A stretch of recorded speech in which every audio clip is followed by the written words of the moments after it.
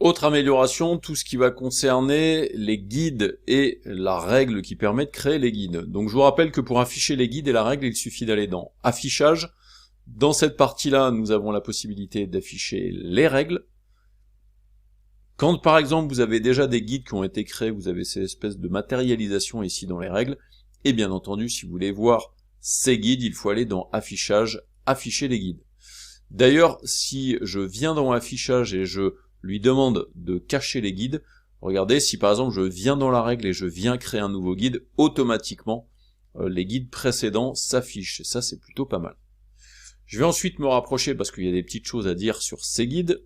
Première chose, lorsque vous déplacez un guide, quand vous le déplacez, vous avez ici le petit menu contextuel qui s'affiche, qui vous permet de voir la valeur de positionnement X. Donc ça c'était quelque chose qui existait avant.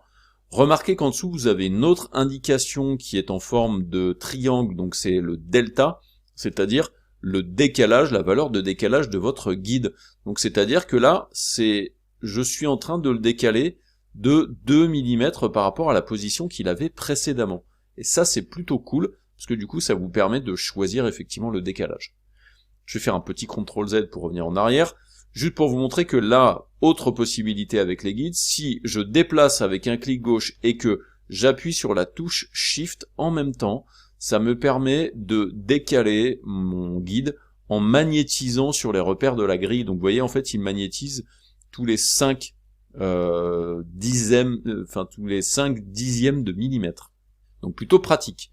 Sachez aussi que si vous déplacez avec Alt appuyé, regardez, ça permet en fait de dupliquer le calque, de dupliquer le guide. Je fais un petit CTRL Z.